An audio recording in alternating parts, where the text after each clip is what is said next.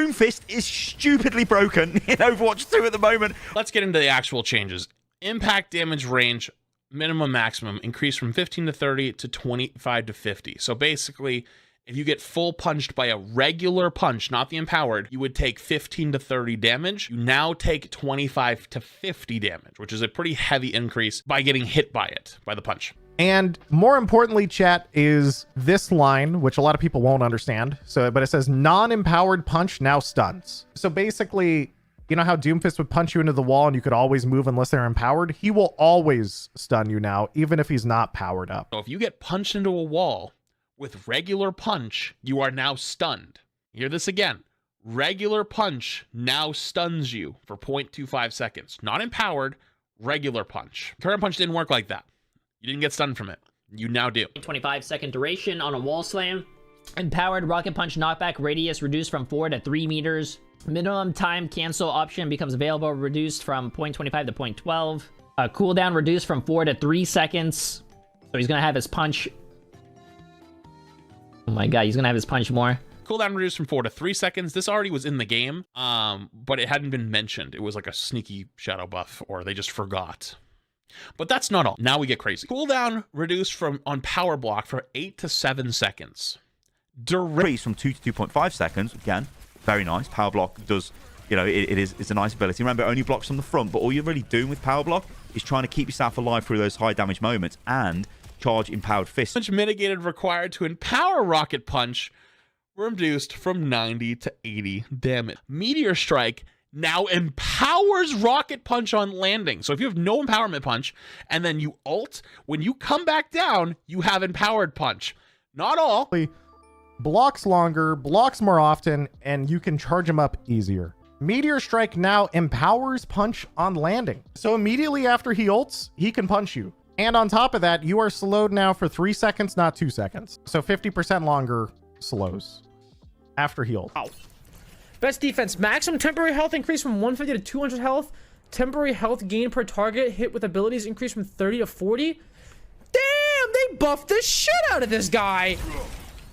Holy fuck. Also, his maximum temporary health increase from 150 to 200. And every time he hits you, instead of getting 30 health, he now gets 40 health. So there are a lot of big buffs here. There are a lot of big Doomfist buffs here. And that's not all! Temporary health gained per target hit with abilities increased from 30 to 40 health. You can actually, unironically, go through whole fights without not having a cooldown. I've talked to Sam. I talked to Quake. Dude, you can literally, realistically, you can slam, punch, block, powerment punch, slam again, and then have punch again. So this is how the fight will work. Ready? You start the fight. You get slammed, punched, block. You gave them empowerment punch. They punch you again. They slam you again. And then you have punch to decide, do you want to go back in and finish a kill? Or get out, wait 4 seconds, and then come back in. Think about that. Wait, Doom actually? Oh shit. Double. Yo, support players? Hey, support players? Good luck. You will have after a full Doomfist cooldown rotation, all the way back through to the slam, you will have 4 seconds until the Doomfist is back. His abilities increase from 30 to 40 health. Jesus Christ. That was the first character, and I don't even want to keep reading anymore. You don't understand. Quake literally tank diffed Hawk, arguably the best tank in Overwatch League, playing Ramatra on Doomfist. You don't understand. It is bad. This character got so gigabuffed, it's not even funny. And this isn't even the start of the rage. Junker Queen, you're not gonna believe this. Torso and head hit volume size increased 12%. Why? What? So they made our hitbox bigger. They're saying Junker Queen has a fucking big head. Anyways, let's keep going. Rampage, wound duration reduced from 5 to 4.5 seconds, and ultimate cost reduced by 10%. Commanding shout reduced from 15 to 14 seconds. A 1 second cooldown reduction on shout.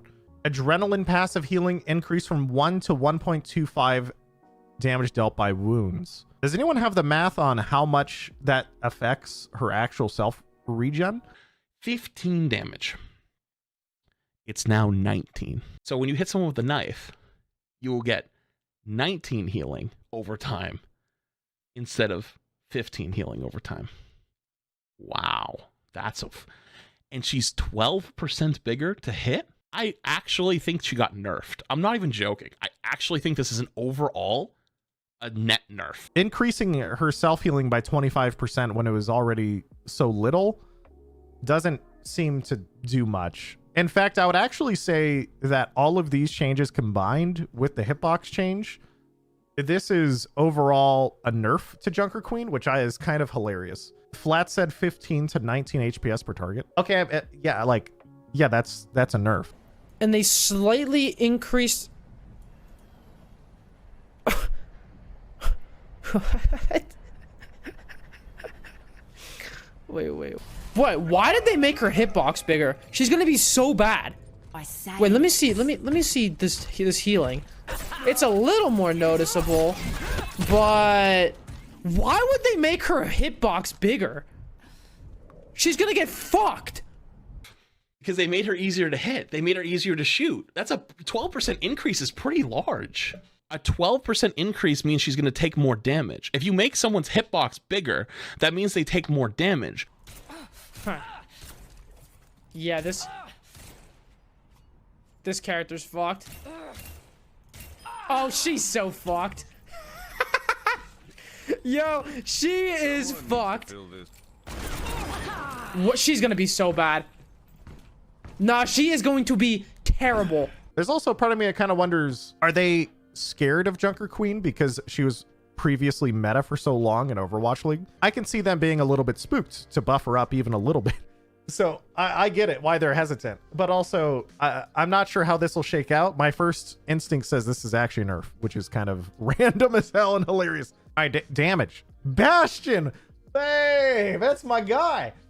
The intent for Bastion's ultimate is that enemy players can survive it if they are quick to react to the damaging impact areas. However, it ended up being too easy to avoid the damage areas entirely. Bastion's actually kind of funny. So they changed his artillery. Delay before projectile drops reduced from 1 to 0.6, so it actually lands faster. It doesn't take as long, which is nice.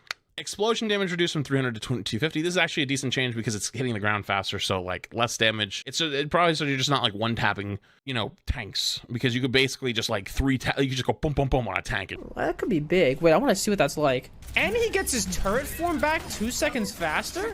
Wait, let me see this ult. I mean, it could be decent now. But now it's time to get to the parts where I'm actually like legitimately just my mind has just left the building. I don't even know what you're doing anymore. Sojourn. Those who don't know, Sojourn's been dominating high level play. And people are even saying like in Diamond and Plat, they've been getting a lot of Sojourns. Sojourn! Oh, Sojourn. What do you got? Railgun. Energy delay before draining reduced from 8. Okay, good change. Secondary fire damage fall off. Starting range reduced from... It was at 70 before? When would that ever apply? Her fall off was at...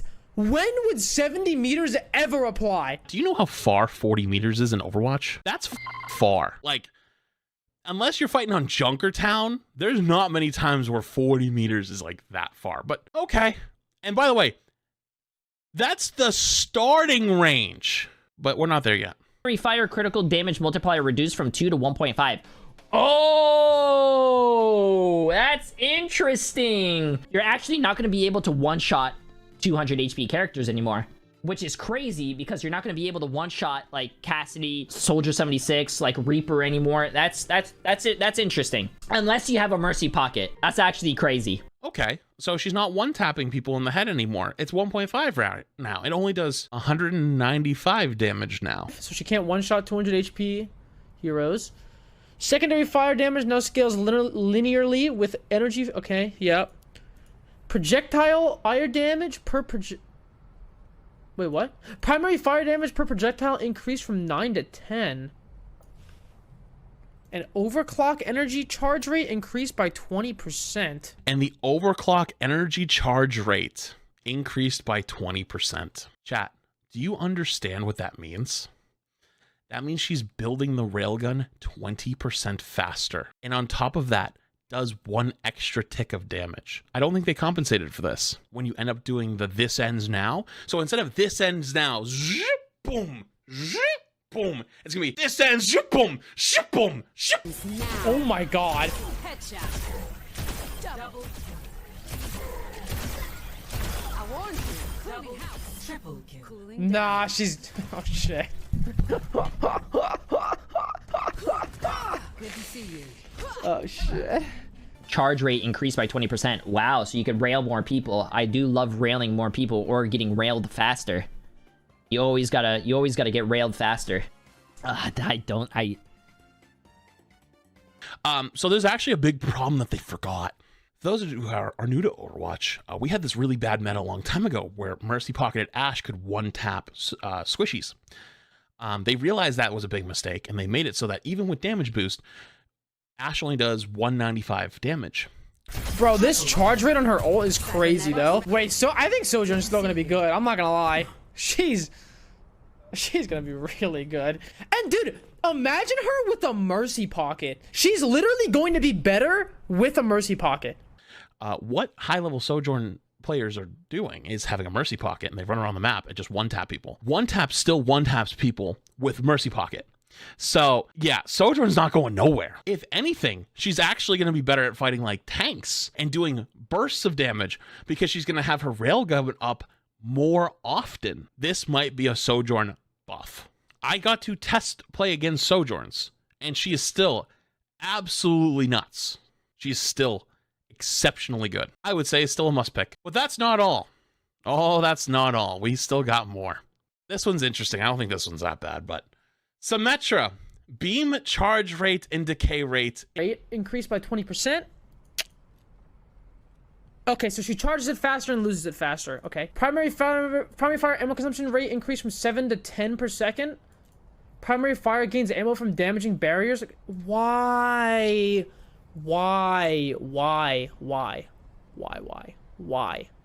Literally, why? She ramps up very fast. Very, very fast now. It's kind of insane. I think Sim is going to be very interesting to see. I don't know if she's going to be good or not, but like that's a very interesting change. Symmetra one tricks should not exist, chat. But anyways, Tracer damage increased from 5 to 6. Tracer's back to Overwatch 1 damage. Tracer Sojourn meta incoming. Tracer is exceptionally powerful. Exceptionally powerful. Like, it was not fun to play against Tracer.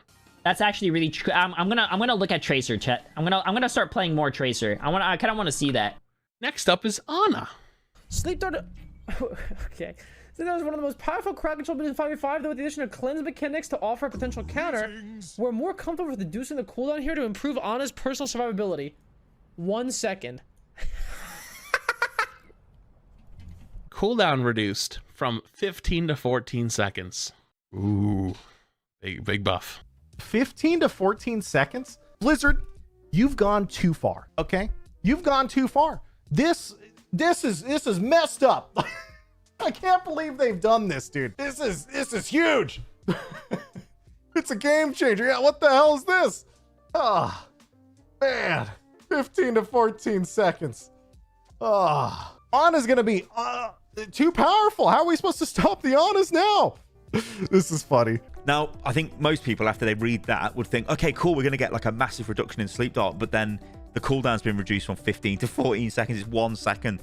Now, I don't think this makes any difference. It's just, a lot of people have been saying this feels like a bit of a slap in the face to supports, and it kind of does. If you're an Ana or a Mercy main, you look at these changes and you're like, you're joking me, Blizzard. We've just gone through season 1 and it's been pretty bad for us, and we're expecting these big changes in season 2, and this is what you give us at the start of the season. And remember, Doomfist is really strong right now in the game, and what does Doomfist like to do? He likes to dive into the backline and destroy the support. So again, you've got another tank and another target to deal with if Doomfist is on the enemy team. Anyways, Kiriko.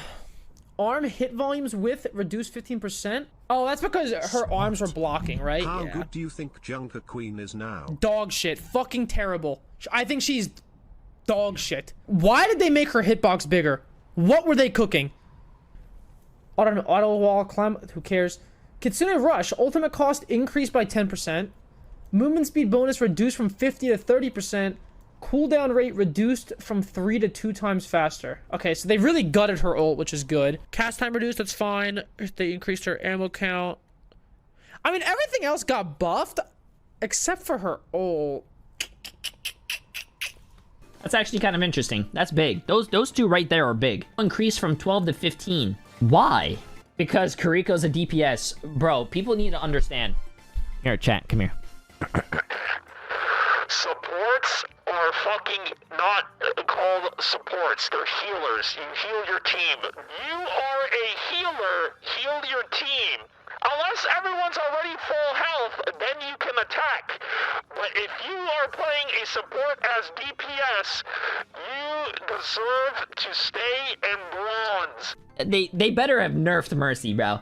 Weapon swap time reduced from 0.5 to 0.35 seconds. Why? Why? This is a change that will enable Mercy to better defend herself or even go on offensive at times. Like I just said, bro. Like I just said. Blizzard, bro, I'm done. They're healers, bro. They're healers. So this one, I've got to put this one first. It's Mercy. I mean, look at this. I don't think any Mercy mains out there were really dying for this change. When we talk about support buffs to make the role more engaging to play, make the role more interesting, because it is still the most difficult role to play. Giving her 5 extra bullets and letting her pull out a pistol faster, I don't think that's really it. This is big. This is Battle Mercy. Now, we just listened to the Twitter sphere, and their explanation of this buff was for if a Mercy player gets caught out on their own and has to defend themselves. Do you know how idiotic that sounds, though? To a lot of people. Like, to me personally, it sounds dumb, because what makes Mercy good is not her damage, it's her ability to survive. Every good Mercy player I've ever played with is always, 1, the last person to die, and 2, has exceptional movement. And they also said in the Twitter sphere that Mercy's win rate climbs pretty heavily when you go from low ranks to high ranks. I also think that they didn't take into account that Mercy's probably has a high win rate right now because Sojourn has a really high win rate in the high level play. I'm excited. You know, supports were complaining a lot in Overwatch 2 chat. I just don't understand why they complain with these massive buffs. All right, like first you have Mercy's ammo, Mercy's blaster swap time, and then you have on a sleep dart, cooldown reduced from 15 to 14 seconds. I mean, how can supports claim it? How can supports in Overwatch complain with these amazing changes? Dude, how can they must be eating good. They're having a great time. Alec was then asked, why did supports this patch get so few changes compared to other roles? Mercy's pistol change and a 1-second reduction on sleep dart doesn't do much to help fix the issues of support struggling to help carry the team. And this is what he says to that. Overall, we see the pressure on supports coming from a few heroes. Hopefully, the Sojourn change in this patch can alleviate a good amount of that pressure. We'll definitely make more changes as we move forward to continue that goal. So we still have the shitty map pools, man. This game's been out for 6 years, and we are in map pools. We don't even have all the maps. So we get, guess what? We get all the push maps. They're still in. But it's like, dude, I hate it though. Like I don't. I feel like I play push every other game, and it's like, dude, it's just ass, man. Like feel like I said this before, but it feels like we're playing NHL. NHL did this one season where they took away my player, and then they brought it back the next season as like a new game mode. And it's like, bro, what do you mean? We already had this game mode before. Like, what are you talking about? And it's like, and I don't understand this. Season 2 map pools. Wow, they kept push in there. Who would have thought, bro? I love push. Can I get a smile? Push is amazing, chat. Nepal evening, new, and Oasis morning, new. That's cool. But what I wish for, chat, in my own opinion, I have to say my own opinion before I trigger people because I don't know how people will get triggered by this. They should get rid of map pools, have it where they're like, it's just a if you get King's Row, let's say you get King's Row, you have a chance that you could get it on night, you could get it morning, you could get it overcast, you could get it like, you know what I'm talking about? That would be cool. I really hate map pools. I honestly, I thought I was gonna be way more like you know, upset going over these, but I think the Twitter sphere kind of got a lot of it out of me because I was losing my shit laughing at some of it. But this is genuinely some of the worst changes I think that this season could have got. And it sucks because a lot of people gave them the benefit of the doubt, and a lot of people gave good faith because they said things like they wanted every season to feel unique. They wanted every season to feel different. This is just going to be it's going to be the Sojourn season with Doomfist now instead. And oh yeah, I forgot to mention Hog is still exceptionally good. So what you'll have is you'll have the Doom players and the Hog players. The Hog players will be trying to play like the anti-Doomfist comps, and the Doomfist will be trying to kill everybody and then deal with the Hog comps, if that makes sense, right? Like they'll be trying to bait out the hook and then kill all the squishies and then turn for the Hog with like their team. So those are going to be your two metas. You're gonna have Sojourn with Hog, and you're gonna have Sojourn with Doomfist. Like that. Those are your two options for this season. And like, dude, like you just changed the tank. Changing the tank didn't change the meta. It's probably still going to be Lucio, Kiriko, maybe Mercy in there. She did get some big buffs. So I'm just really upset about this. I actually think this is probably some of the worst changes we could have got for this season. And yeah. Okay. Is there anything else we need to go over here? I think we went over basically everything, huh? I'm trying to think. We've gone over all the patch notes, right? We're good. Where are my Genji buffs? Genji needs more nerfs, actually. Sorry, buddy. Come back next time. That's tough. Also, delete Dorado. I don't care if you change fucking Dorado to evening, night, morning, and you can't fix Dorado. Fucking delete it. Dorado's the worst fucking map in the game. They added a reference to you in 3rd point Mega Room? What are you talking about?